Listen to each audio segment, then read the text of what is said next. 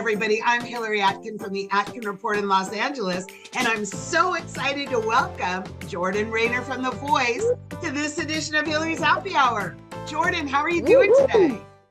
Oh, man, I couldn't be better. How are you? Great. And I want to start off by congratulating you on making it into the playoffs for Team Reba. Woo, thank you so much. Happy to be there. I can't wait to see it. And Reba has stood by you the entire time. You're clearly one of her favorites on this very first team she's ever had on her first season as a coach. What has it been like working with the Queen of Country?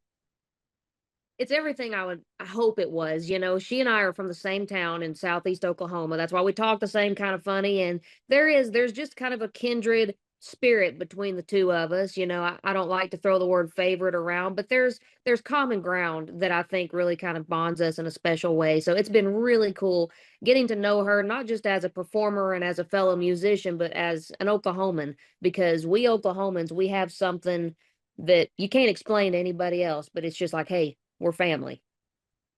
Love that. And talking about Queens of Country, what was it like being mentored by Wynonna Judd? I learned, for one thing, that I have no reason to be ashamed of my sense of humor or the way that I present myself, because Wynonna is almost the exact same way. She's got that dry sense of humor. She's quick-witted, and she's always just kind of got a smirk in her eye. I told somebody the other day, I said, if they had left me and Wynonna alone for a couple of days, we would have turned Los Angeles upside down. So she was a hoot. Oh my gosh. Let's flash back to your battle around with Jackson Snelling, another country artist. And after it was over, you were joking with the coaches as they gave you great feedback. But what was it like waiting for Reba to make her decision? You know, it's agonizing every time you finish a performance and you're just waiting for those results. I mean, your heart's just pounding, and there's so many thoughts going through your head, like, man, I don't want to go home. Was it enough? Did I do this? Could I have done this? And then whenever Reba says, and the winner is, and it's your name being called, it's just like the world is lifted off your shoulders, and it's like, all right, let's go to the next round. Let's do this. Speaking of the next round, you also had to wait for Reba after your knockout performance of Hole in the Bottle. And afterwards, you were joking around with Gwen that you didn't have a Barbie side. Gwen was wearing all pink.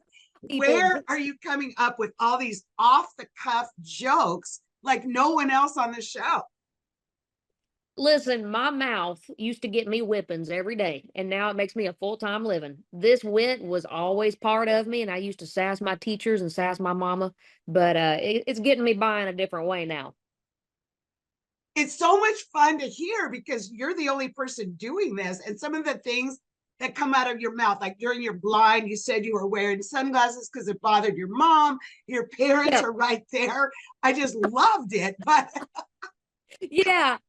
Well, now, I can't help it. I mean, it just flies out of my mouth. I've got a sweet publicist, and every time I'm doing an interview, she just sits in the background sweating bullets because she doesn't know what's going to fly out of my mouth. okay, she is drenched with sweat right about now, but we're going to keep going. So okay, let's talk about that blind again. And you got the 4-chair turn pretty much immediately. And then afterwards, Niall in particular was fighting so hard for you. He kept playing recordings of Blake's voice talking about how great he was.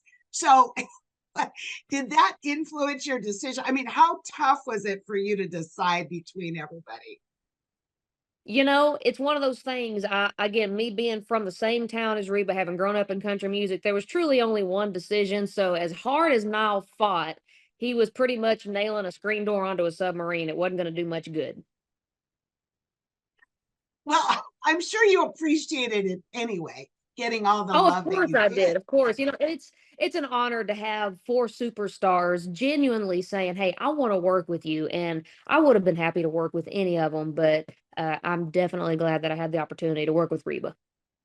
Well, talk to me about some of the support you've received. You've obviously gained a new fan base. You were already known in Nashville, but what has it been like for you since The Voice began?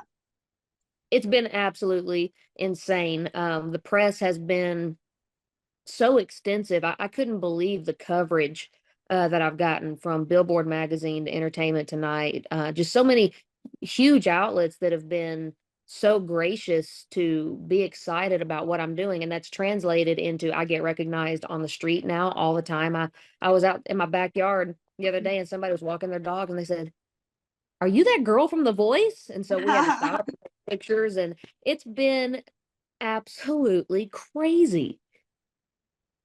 But crazy in a great way, I'm sure. It's everything you think about. Like whenever you first start playing those first chords on guitar and you're learning guitar, I mean, you're already fantasizing about being a rock star and everybody knowing your name and knowing your songs. But like to be living that now in real life and that's really happening, it is the wildest thing. And I can tell you what, I don't ever want to go back. I got a taste of it and I like it. What about the camaraderie you've developed, not only with other teammates, but with other artists on The Voice? Sure.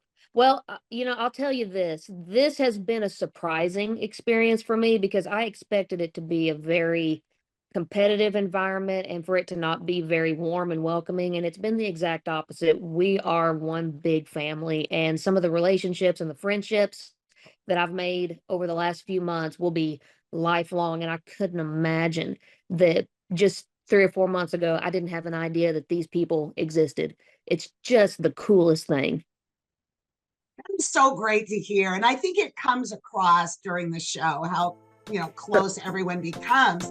But we Yeah. have to wrap up our happy hour, Jordan. I want to thank you so much for being with me. And I want to Thank you. lift a toast to you and your continued success on The Voice. Cheers, hon. Here's to you. Yeah. Thank you so much. We drinking? Yeah. Oh my God. All right.